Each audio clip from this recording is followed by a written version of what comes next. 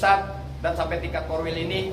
Korwil adalah koordinator wilayah tingkat kecamatan, dan ini baru terdiri dari 8 mungkin 9 dengan kantor pengurus pusat, yaitu di wilayah Kecamatan Cikarang Utara.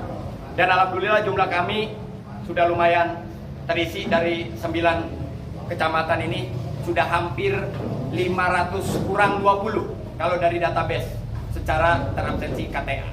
Tapi lagi-lagi kami menyatakan di dalam sosialisasi pendidikan pemilihan ini agar kawan-kawan kader-kader Garda Bekasi harus cerdas, harus smart, harus pintar memilih pemimpin dari calon bupati, wakil bupati yang bisa merajut hati dan pikirannya. Saya persilakan selaku ketua umum pendiri, tidak otoriter, tidak mendiskriminasi, harus mengikuti apa kata ketua umum. Lagi-lagi kami sepakati dengan bagaimana keputusan organisasi. Ingat, tidak ada yang menggunakan alma mater, tidak ada yang menggunakan atribut ketika mendukung dari salah satu paslon. Karena saya perintahkan sekali lagi biar kawan-kawan media paham, wajib para kader-kader Garda Bekasi untuk datang ke TPS di tanggal 27 November 2024 untuk memilih dari calon-calon yang terbaik dan mungkin ada yang lebih baik lagi. Dan itu tidak ada pembahasan dari kader Garda Bekasi untuk membuat suasana tidak kondusif. Pilkada ini harus happy, harus bahagia, dan harus kita buktikan Garda Bekasi harus bisa diterima oleh kalangan lapisan masyarakat. Tum, izin Tum, kan dengan bersikapnya netral ini kan berarti mungkin ya tidak bisa menitipkan aspirasi LSM Garda Bekasi untuk pembangunan Kabupaten Bekasi. Apakah LSM Garda Bekasi ini tidak mempunyai mimpi untuk pembangunan Kabupaten Bekasi untuk kedepannya? Begini, terima kasih. LSM Garda Bekasi adalah lembaga sosial kontrol. Jangankan ibaratnya yang kami dukung sebagai paslon, buat ada impian-impian, menitip aspirasi-aspirasi buat kedepannya. Dalam hal ini, kalaupun LSM Garda Bekasi mendukung, terus nyata menang, kami sudah pertimbangkan. Kami akan tetap memonitoring sosial kontrol dari siapapun itu bupati, wakil bupati yang terpilih. Apalagi kita bersikap netral. Kami tidak akan pernah takut apapun badai buat di depan. Kami tidak pernah takut Garda Bekasi tidak akan pernah dirangkul karena tidak mendukung. Karena bagaimanapun kami akan berdiri tegak lurus. Kami sebagai lembaga sosial kontrol, kami akan terus memonitoring siapapun bupati dan wakil bupatinya.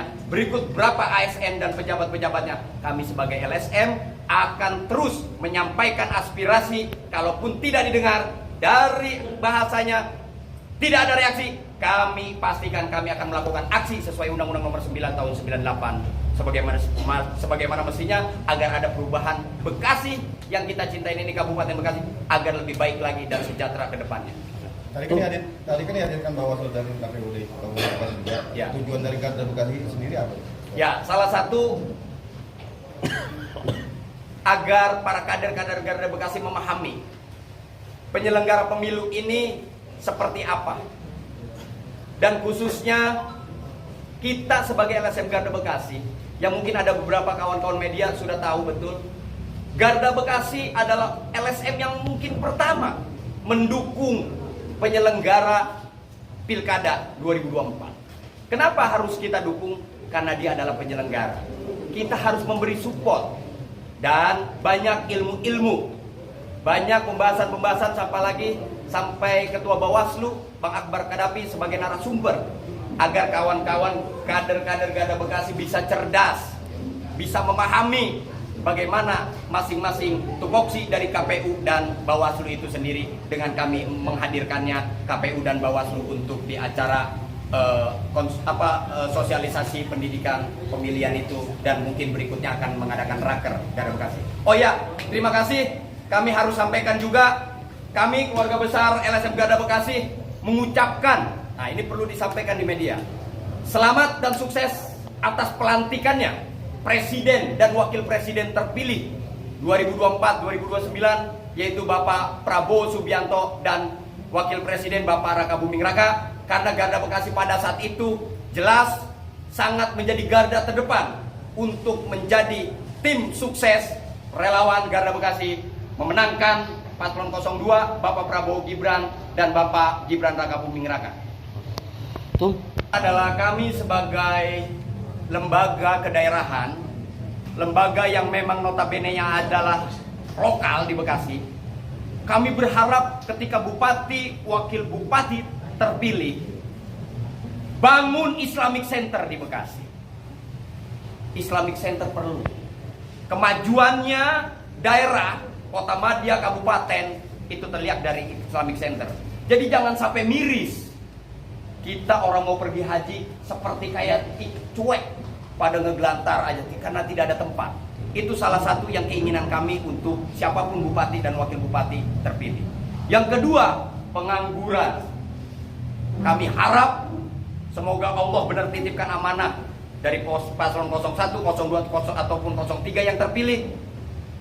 Tolong ada kepeduliannya untuk perubahan di dalam kinerja, konsolidasi terhadap ASN dari eselon 2 ataupun dinas terkait untuk bisa dipekerjakan sebagaimana mestinya warga dan masyarakat Bekasi yang sangat luar biasa zona industrinya di Kabupaten Bekasi. Dan yang ketiga, infrastruktur ini harus terus dijalani dan jangan sampai ada oknum-oknum penjahat lingkungan hidup di dalam oknum perusahaan yang membuang sembarangannya dari limbah B3 cairan dan kimia yang akhirnya berdampak